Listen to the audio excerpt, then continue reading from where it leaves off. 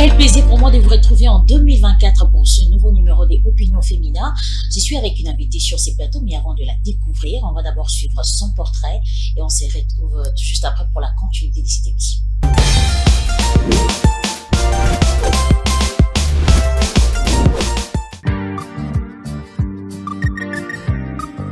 Né le 17 février d'une certaine année à Kinshasa, Yasmine Mwakunza Ilou est diplômée d'État en coupe et couture au lycée technique Bomengo depuis 2007.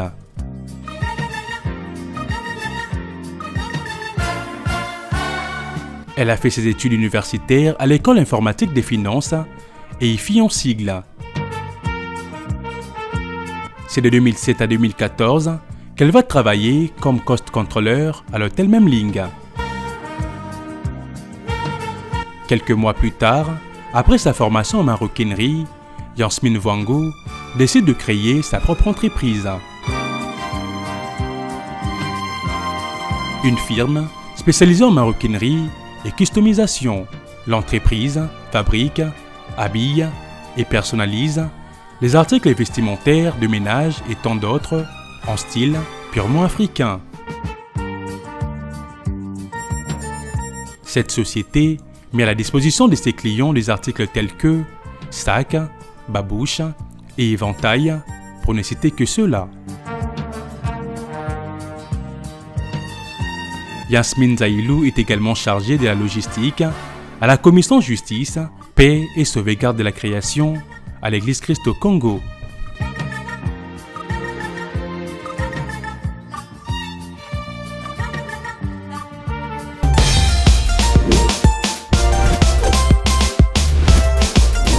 Voilà, de retour sur ce plateau, je suis avec Madame Yasmine Vangu. Bienvenue. Merci beaucoup. Comment vous allez? Très bien. Une émission du siècle. Ça fait combien de temps que je vous attends pour cette émission? J'ai couru après vous pendant au moins 2 mois et demi. Je suis désolée. Mais qu'est-ce qui se passe? Vous êtes trop occupée? En tout cas, avec ce travail, on a peu de travail. On a peu de temps, si je veux dire. On a peu de temps. Et avec d'autres choses que nous faisons encore, ça nous complique la vie. Et la maison aussi, ça complique. Ok, alors nous avons suivi tout à l'heure votre portrait. Si vous pouvez vous définir aujourd'hui, comment on peut vous résumer? Madame Yasmine Vangu, couturière, informaticienne, focus à ce qu'elle fait. Si je peux résumer Yasmine, c'est un peu ça. Vous avez fait la coupe et couture. Est-ce que c'était votre choix au départ ou quelqu'un vous a forcé à le faire? Au début, en tout cas, je voulais faire la nutrition. Et c'était ma grand-mère qui m'a proposé de faire la coupe et couture, vu qu'elle était couturière et elle avait sa machine à coudre à la maison. En tout cas, je lui ai dit, moi, je vais pas faire ça. Quand nous sommes arrivés maintenant à l'école, il y avait que la nutrition et la coupe et couture. Et nous sommes arrivés là, il y avait plus de place pour la nutrition. Il s'était resté 2 places pour la coupe et couture. Mon grand frère m'a dit, je te mets seulement la coupe et couture, mais à l'université, tu peux changer. Je lui ai dit, ah, je ne veux pas. Mais quand je regardais, j'ai vu mes amis, j'ai vu au moins mes 2 amis qui faisaient la coupe et couture. Je me suis dit, ouf, je le fais alors. C'était comme ça, comme une aventure. Donc aujourd'hui, vous ne regrettez pas ce choix? En tout cas, je ne regrette pas. Et comment vous avez commencé votre carrière, puisque aujourd'hui vous avez votre propre entreprise, Yassar, qui est le mélange de votre nom et l'art. Ok. Et dites-nous quand est-ce que vous avez commencé? C'était après un parcours un peu compliqué, mais je me suis dit, je suis restée à la maison, je fais la coupe et couture, mais pourquoi est-ce que je rédige j'ai l'honneur, et mon mari m'a dit, pouf, regarde, il y a une formation ici, toi qui cherches ces sacs, au lieu d'acheter, va apprendre, vu que tu as fait la coupe et couture. Et je suis allée, j'ai un brevet, et j'ai commencé à le faire avec tout mon cœur. Parfois, quand je me fatiguais, c'est mon mari qui m'a encouragée. Vas-y, tu le fais avec ton cœur, c'est pour toi, vas-y, fais ça. C'était un peu compliqué, vu que j'ai travaillé 4 ans dans le domaine de l'informatique de gestion, quelque part, et après, je suis revenue à la coupe et couture. Même ma mère était étonnée. Donc c'est votre mari qui vous a soutenu financièrement? Il m'a soutenu, et financièrement, et moralement. Alors, quels sont les tissus que vous utilisez pour la fabrication? Vous êtes dans la fabrication des vêtements, Oui. et voilà. Et quels sont les tissus que vous utilisez? Est-ce que vous utilisez le demi-super, les Elantex ou des super? Tout type de tissu. Ok. Oui, je Et n'ai ça pas sur peur. commande Là, vous allez voir, j'ai jeans, nous avons raffia, nous avons le pan, donc c'est un peu ça. Est-ce que vous avez quand même des difficultés dans votre domaine? Oui. Quelles sont les difficultés? Oui. Une grande difficulté, c'est de conquérir le cœur d'un client. C'est pas facile. Et comment vous en sortez? Ce n'est pas facile, je sais pas avec l'œil des dieux, mais c'est qui est vrai. Parfois, je me promène avec mon sac. Au lieu de prendre un sac de Dubaï, je prends mon sac. Je suis habillée comme ça, mais je prends mon sac et quelqu'un me voit, mais waouh, où est-ce que vous avez acheté ça? Et je lui dis que c'est moi-même qui ai fait ça. Mais non, c'est pas. Et 2 fois, j'ai vendu mes sacs dans l'arrêt de bus. Donc, vous vendez vos sacs quand vous partez peut-être au travail. Oui. Vous n'envisagez pas avoir une place et exposer ces sacs pour que vous ayez beaucoup de clients. Ce qui est vrai, voilà. Donc, sur Facebook, nous sommes là, Yassar. Instagram aussi. Mais je suis plus dans le témoignage, si je peux dire. Si je vendais un sac à un client et qu'un client portait c'est ça d'ailleurs mon souhait, qu'un client soit satisfait avec son article et quand le client part quelque part, d'autres personnes admirent le sac et chez d'autres clients. Donc, jusque-là, vous n'avez pas votre propre atelier, si je comprends bien. J'ai mon atelier, si je peux dire, mais je n'ai pas encore une maison où mettre mes articles, mais nous envisageons le faire cette année, vu que nous avons déjà tous nos documents de l'État. Dans cet atelier, vous travaillez seul ou vous avez des collaborateurs? J'ai 2 hommes et trois femmes.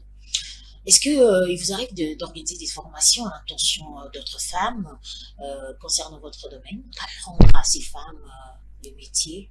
Surtout que quand j'ai appris ces métiers, ça m'a rassuré, ça m'a redonné la joie. Ça m'a redonné la joie. En tout cas, j'ai déjà organisé 2 fois 2 éditions de formation. Est-ce que vous avez aussi les temps de rencontrer d'autres entrepreneurs ou exposer vos produits au cours, je sais pas, d'une conférence, d'une rencontre avec entre entrepreneurs? Oui, je l'ai déjà fait plus de 2 fois. J'ai exposé. C'était un concert. Oui, un concert. Et d'autres, c'était une conférence, je peux dire. Conférence. On était plusieurs personnes. On a exposé nos articles. Mais à part ça, je suis aussi dans un forum de femmes entrepreneurs. Ok, je vais quand même vous poser une question qui dérange beaucoup des gens énormément. C'est par rapport à vous. Vous êtes styliste, si je peux dire, vous êtes modéliste, Oui. mais il y a beaucoup de gens qui se plaignent par rapport à vous, surtout par rapport aux artisans. Vous demandez un modèle, mais surtout durant, bientôt, ça sera le mois de mars, vous demandez un modèle, vous avez votre panne, vous avez besoin d'être chic le 8 mars, et vous demandez un modèle, on vous donne un autre modèle à la fin, mais qu'est-ce qui se passe avec vous? Puisque quelqu'un m'a dit, ces gens-là ne verront pas Dieu. Qu'est-ce qui se passe? En fait, il faut juste être vrai. Il faut juste être vrai. Quand tu ne connais pas quelque chose, il faut apprendre. En tout cas, apprendre, ça va s'arrêter le jour que nous allons aller, si c'est entre ciel et terre ou après l'enlèvement et tout. Il faut toujours continuer à apprendre. Si tu ne connais pas quelque chose, pose des questions. Nous avons YouTube, nous avons beaucoup de trucs. Tu peux aussi chercher là-bas. Tu peux demander à un collègue comment toi tu arrives à faire ça. Moi, je n'arrive pas. Au lieu de faire de n'importe quoi. Parce qu'il y a des gens, quand il a fini avec ses études à Kangi, à Boakikuna, et quand quelqu'un arrive à Boston, il commence à faire ce qu'il peut faire. Il n'y a pas de formation. Et ça blesse le client. Alors déjà, gagner un client, ça demande des efforts. Ce n'est pas important, ce n'est pas intéressant de perdre un client. J'ai comme l'impression qu'ils font ça exprès. Surtout quand ils savent que la bille sera livrée demain. Oui, ça peut arriver, mais c'est la folie. C'est la folie parce qu'un client, c'est vraiment un roi. Pour moi, je vois un client comme la dîme des clients. Parce qu'un client peut m'apporter 9 autres clients. Donc, je ne néglige pas un client.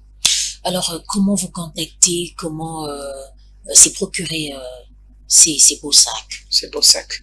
Sur Facebook, nous avons notre page Yassar. Instagram, Yassar Store. Et sur WhatsApp, il y a le numéro ici, notre étiquette que nous mettons là. Il y a notre email et tout. Donc, c'est par ça que vous pouvez nous contacter. Vous êtes mariée, vous êtes la femme d'un pasteur. Dites-nous comment vous gérez d'abord vos affaires et le foyer. Est-ce que c'est facile de gérer le foyer en même temps les affaires? Ce n'est pas facile. Premièrement, travailler chez quelqu'un, ça diminue le temps. Vous travaillez encore pour vous-même. Vous devez, si vous travaillez 8 heures du temps chez quelqu'un d'autre, ça veut dire que chez vous-même, vous pouvez travailler 16 heures du temps. Voilà. Si je le peux dire. Donc, vous multipliez des efforts pour vous perfectionner. Alors, ça diminue le temps là-bas à la maison. Et à la maison, c'est encore compliqué. Si on prend encore l'église, c'est très compliqué. En tout cas, c'est Dieu seul qui nous aide. Une fois, mon mari m'a dit, on doit te donner 72 heures par jour. Parce que apparemment, 24 ne suffit plus. Maintenant, qu'est-ce que vous pouvez dire à tous ces hommes-là qui ne veulent pas que leur femme travaille? Beaucoup d'hommes pensent que quand la femme travaille, elle est exposée. Est-ce que vous avez quand même un conseil à lui donner? Est-ce que c'est facile pour un homme d'accepter aujourd'hui que sa femme travaille dans une entreprise publique ou dans une entreprise de la place? Ça dépend d'un homme à un autre. Mais pour moi, je dirais que laisser sa femme travailler, ça aide votre femme à être ouverte, laisser découvrir aussi. Elle se voit importante. Vous voyez, elle se voit importante. Elle est un peu indépendante. Indépendante, comme mon mari m'a dit, ton argent par où? Ah oui, quelqu'un m'a dit, pour bouffer l'argent de la femme, il faut que tu sois un pasteur ou un féticheur. Mon mari m'a demandé un jour, yes, ton argent par où? Mais j'arrange des choses, l'argent par où? Mais je ne le sens pas. La femme mais est décoration. je dirais que quand déjà une femme peut prendre soin d'elle-même, donc ça aide déjà l'homme. C'est déjà un pas. Ça déjà pas. Mais ce qui est vrai, la femme doit prouver à son homme qu'elle est mature. Voilà. Parce qu'il y a d'autres femmes, quand elles arrivent quelque part, elles ne supportent pas que les gens l'admirent, lui disent que tu es belle, madame, bien habillée. En tout cas, elle est hors d'elle. Alors qu'il y a d'autres hommes qui ne supportent pas ça. Donc, tu dois vraiment pousser à ton homme, dire à ton homme que tu peux me faire confiance, je peux aller devant les gens et je serai comme ça. Voilà. Tu dois vraiment défendre à ton homme. Voilà, c'est une question de conscience. De confiance. Voilà, vous êtes également, j'ai dit encore tout à l'heure que vous êtes une femme de pasteur. Dites-nous, c'est facile de gérer... quand on est femme des pasteurs, là, c'est facile d'abord, puisqu'il y a quand même des belles filles à l'église qui peuvent déranger. Est-ce que comment vous gérez cette situation? J'ai confiance en mon mari. Peu importe, j'ai confiance en mon mari. Ce qui est vrai, nous avons de jeunes sœurs compliquées. Moi, je m'aurais pas parlé avec le pasteur. Mais elle arrive chez vous déjà avec une chemise sans, permettez-moi, sans soutien et tout. Elle me dit, je peux pas entrer, je l'attends ici dehors et tout. Donc, c'est un peu compliqué. Mais ce qui est vrai, moi, j'ai confiance à mon mari. Mais c'est pas facile.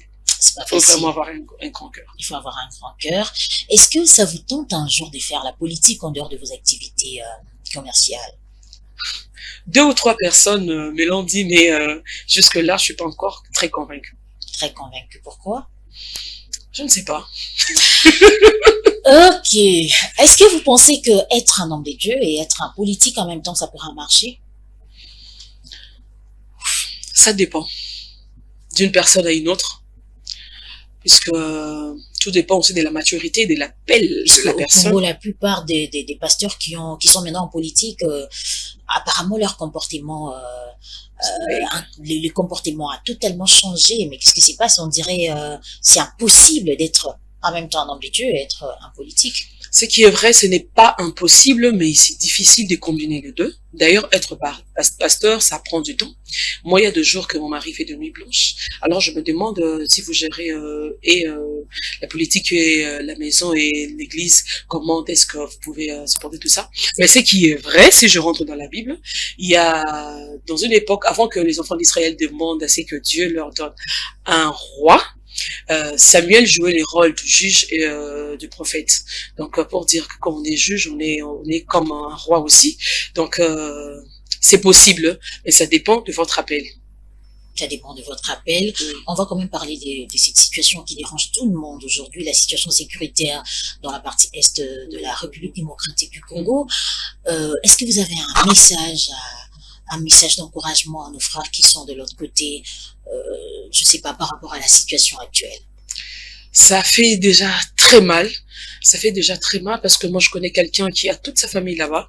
Ça fait vraiment très mal. Mais moi, je dirais, quelle que soit la durée de la nuit, le soleil finira toujours par apparaître.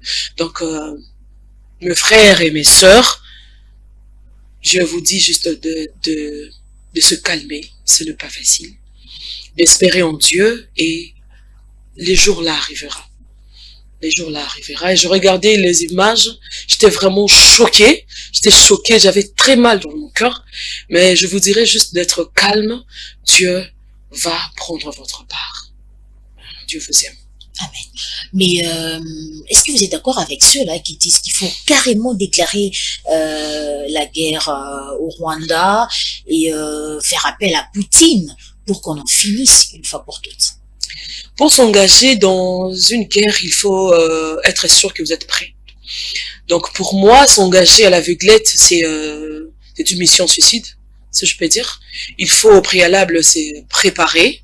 Vous êtes sûr de vous, sûr de vos armes et sûr de ceux qui sont derrière vous. C'est alors que vous pouvez vous engager.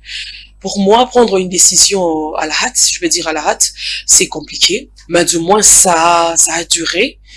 Et là, je peux pas avancer. Ok, comme je ne vais pas avancer, on va s'arrêter là. Mais dites-nous, est-ce que vous avez un conseil à donner à toutes ces femmes-là qui veulent se lancer dans l'entrepreneuriat? Je veux juste leur dire courage. Ce n'est pas facile. Parfois, vous avez besoin de... Parlons par exemple de l'exposition. Si vous voulez exposer, normalement, vous devez avoir tout type de modèle que vous avez, le produire comme ça. Alors, acheter déjà du tissu, c'est de l'argent. Voilà. Tout ce que nous faisons là, nous achetons pour du cuir et tout, c'est de l'argent. Si vous n'avez pas de moyens, c'est compliqué. C'est compliqué. Et mais je vais vous dire... de foncer, peu importe, foncez seulement, avec un seul article, foncez. Après avoir vendu un seul article, vous pouvez vendre encore 9. Je dis qu'un client peut apporter 9 clients, et ça sera 10, et après 10, ça sera 20, et après un jour comme ça, moi, ça m'est arrivé déjà une fois de vendre 50 sacs une semaine. Oui, c'était 48, 46 comme ça. Moi, j'ai dit, waouh, waouh, waouh. En tout cas, je ne dormais pas, mais j'étais là, toujours souriante. Je voyais l'argent.